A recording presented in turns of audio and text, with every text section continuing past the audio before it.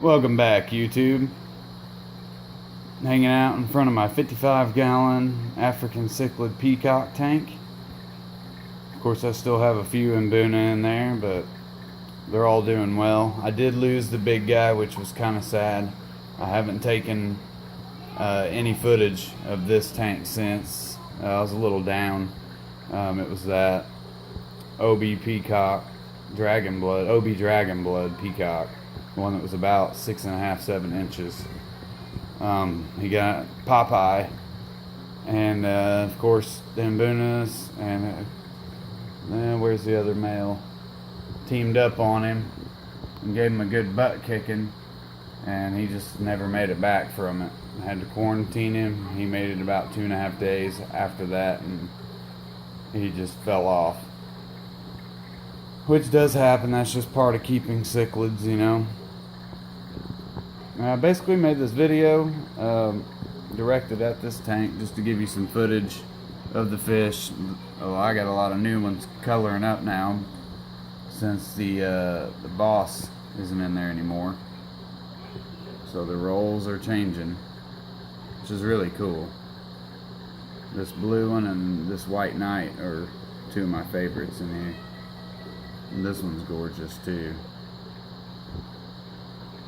Dragon Blood OB, he's gonna be a beast. Anyways, I wanted to talk about my sump. I'm doing some maintenance on. All I've done so far is remove all the plants, and they're in this bucket, and I gotta pull some more from the sump in the back because I've been trying to get my 220 sump going. I'll show you a clip real quick. Here's the 220 sump rocking and rolling with some guppy grass and water sprite.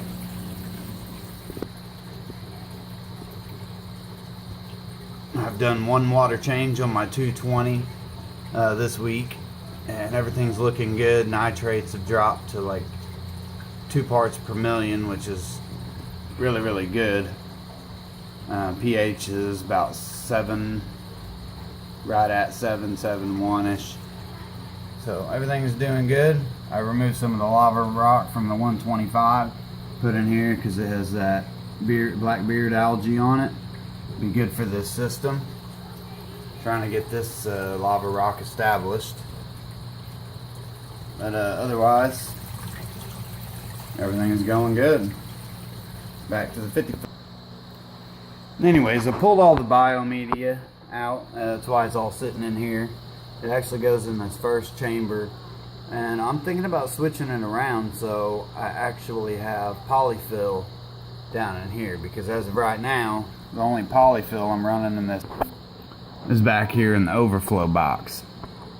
I really don't worry about the fact that I could have a catastrophe if this wanted to clog the sponge up there where the drain is, but it is always in the back of my mind, and it is a possibility. So I should really remedy this issue and figure out a way to maintain it down below. Right in here. I don't personally run filter socks. I'm not against them, but they can create a lot of maintenance for you.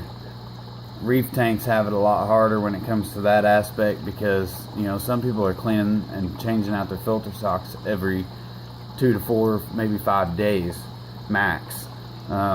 Most experienced reefers run 2, 3, you know, even 4 or 5 filter socks.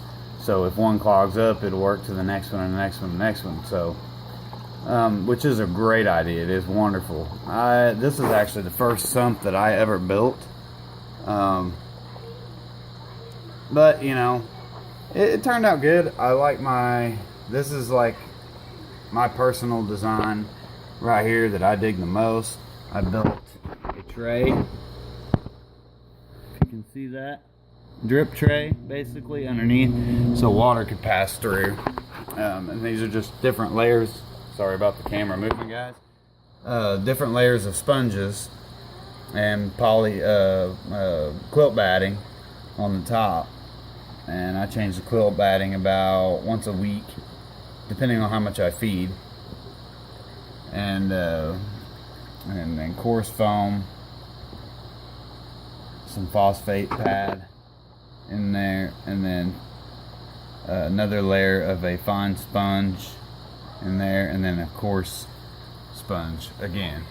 I run it a little different than most because I have this up here catching, you know, probably 60% of the debris and stuff, and I get a lot of it because of the live plants. Anyways, yeah, I'm gonna remedy this issue and maybe change it up a bit. Of course, I'm gonna keep these because it has all my bio.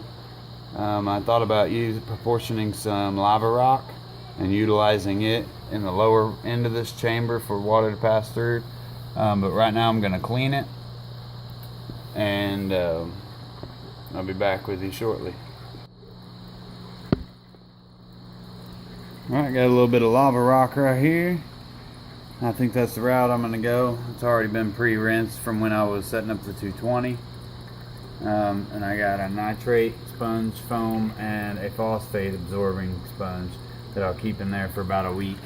Help bring my nitrates down. I just did a 40% water change in the tank. I'm at about 4 parts per million on nitrates. So get this going, get some lava rock in, and keep moving forward. Now I'm siphoning out some of the water now, cleaning this gravel out, and it is filthy, but that means it's doing its job. Alright, back to you shortly. Anyways, I'm gonna go ahead and cut this short. I changed some pads in there, put some lava rock in the bottom, siphoned out the gravel. It's a little cloudy. I found a baby peacock too, by the way. Anyways, changed my quilt batting and rinsed the top sponge.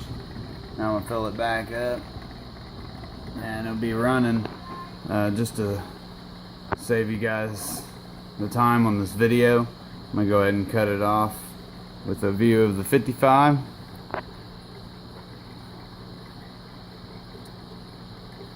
And I'll do an update later on this next week and see if it looks a little more pristine than it does right now, because if you look closely, the water is a slight cloudy because of particles floating up from the sump once I had to turn the pump back on.